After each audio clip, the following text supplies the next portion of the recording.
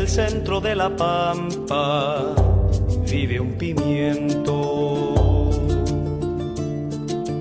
Sol y viento pa' su vida, sol y viento.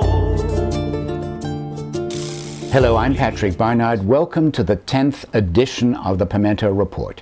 It's a rainy summer 2009 here in Montreal, and today we are going to listen to three contributors to an important new book.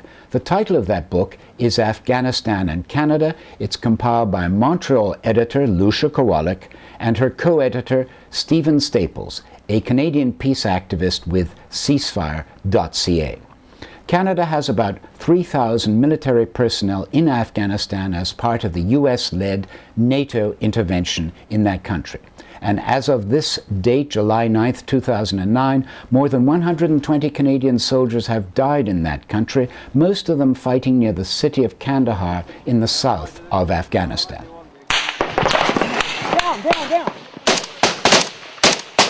Let me get some support up here! Polls here consistently show that a majority of Canadians think our troops should be withdrawn immediately, although the minority Conservative government in Ottawa has pledged to keep those troops in Afghanistan until 2011. The book, Afghanistan and Canada, makes the argument for immediate withdrawal, and its co-editor is Lucia Kowalik. Some of the articles are written in a very journalistic style, which makes them lively to read. But behind that style is a clear analysis and a clear position on the war. And we state our position, the position of Stephen and me, and of the editors, and in the introduction, which says that there is an alternative to the war. The war is costly, wasteful, and inefficient, which is the words that we use in the introduction.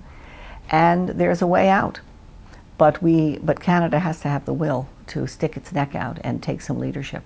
One of the articles that Lucia Kowalik has just referred to is by Montreal researcher and broadcaster Rose-Marie Wally. And she describes in the book how in 2005 she lived in a Pashtun village south of Kabul. There are approximately 40 million Pashtuns straddling the Pakistan-Afghan border. Proud, autarkic, the largest tribal society in the world, the Pashtuns have always lived beyond the reach of any state. I was in a very conservative village. I stayed in this one village for 5 weeks, in this one compound. We went out maybe 5 or 6 times, but in general, I followed the rhythm of the day. And I found those things in this community, the accent on hospitality, the accent on dignity. You know, it's not life at any cost, it's life with dignity.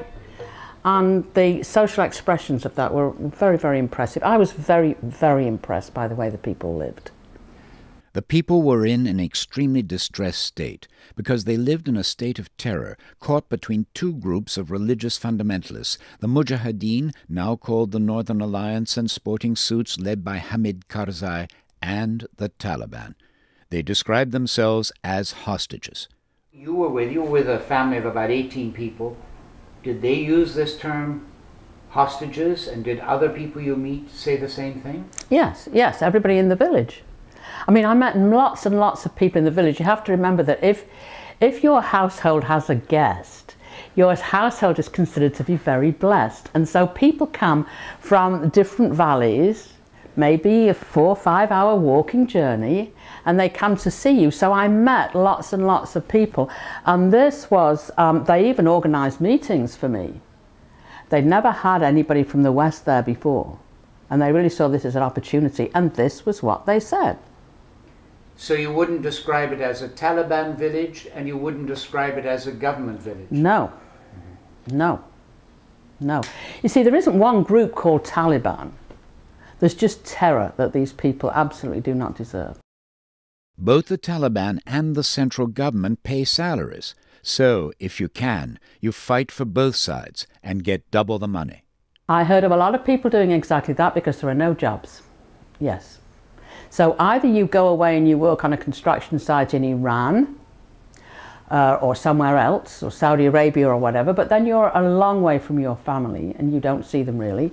Or else, if you're local and you stay home, and some people have got to stay home to protect the women and the children and the older people and everything, then the only work available is fighting. The only work that the Americans and the Canadians and the other NATO countries have provided is in fact fighting.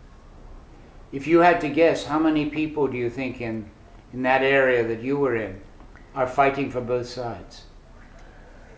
I couldn't answer that one. I've no idea who's fighting for both sides. Probably in the village they wouldn't even know, you see. They don't talk about. There are certain things that they don't talk about, you know, even amongst themselves. It's very private. Another contributor to the book Afghanistan and Canada is an oil economist named John Foster, who's also worked with the World Bank in Washington. Foster points to the huge amounts of natural gas in Turkmenistan, just north of Afghanistan, and of the oil in Kazakhstan, right next door. Foster believes that the public has not been told the energy side of the story. It's about power, it's about energy, it's about the control for the access to these enormous reserves, forgive me, resources of oil and gas in Central Asia, and the transport routes out, because the gas in particular and the oil, being in landlocked countries, can only go out by pipeline, and therefore in terms of destination they can only go where the pipeline goes. So the pipeline route is critical. You can't make development, in my view, at the end of a gun. It doesn't work. So I believe that the present NATO strategy of the three Ds, defense, development, and I think diplomacy, is a crock. These things are separate. I believe that it's up to the Afghans to sort out their fate as they will.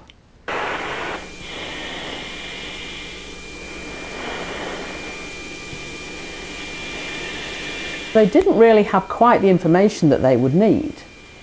So they really did feel, when the first planes went over, the first American planes, they really did think that they were finally being liberated from the terror in which they were living.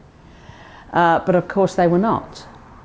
So yes, indeed, they were comparing it with the Russians, but it was compared in a much less favourable way. These people were even worse than the Russians, that they were saying. Why did they say that?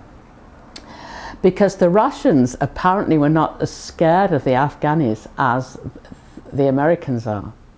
You know, they can't understand why they're being bombed from the air, you know, but the Americans are obviously very trigger sensitive, you see. And they have much more violent weaponry now than they used to have. Contributors to the book Afghanistan and Canada in fact believe that the major external powers, Russia, Europe, China, the United States, as well as the regional powers, Pakistan, India, Iran, must reach some sort of a political consensus so that a kind of normality can come to Afghanistan. I'm going to say goodbye for now from the Pimento Report, but here is one last thought. I asked petroleum economist John Foster and Lucia Kowalik, who differ, by the way, regarding Canada's possibility of acting as a broker, about whether they think Afghanistan can stop being a part of other people's zero-sum game. For that to happen, there has to be a real mind shift in Washington. I can't speak for the other major capitals. I would have thought it would be in their interest, very much so, that it happen. Who can provide the thinking for that? I'm not sure. I think probably Canada has forfeited its ability to do that by having been seen to be far too much in bed with the United States. The article that ends the book by Peggy Mason, a woman of enormous experience in negotiating and in peacekeeping. She's worked for the Canadian government in a number of ways. She was Canada's ambassador to the United Nations Commission on Disarmament. She knows what negotiating means. She knows what has to be done, and she spells it out in the final article of the book.